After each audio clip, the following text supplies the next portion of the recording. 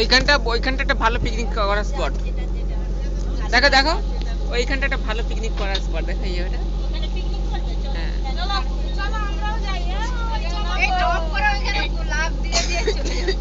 লাগো লাফাবে তোমরাও। হ্যাঁ यस লাগের পিঠে যাবে বলবে খালি ধরে টকরি টকরি করে যাবে ডলফিন লাগবে।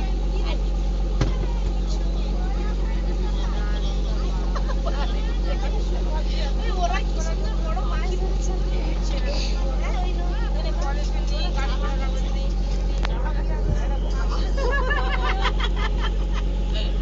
ওরা মাছ কিনেছে।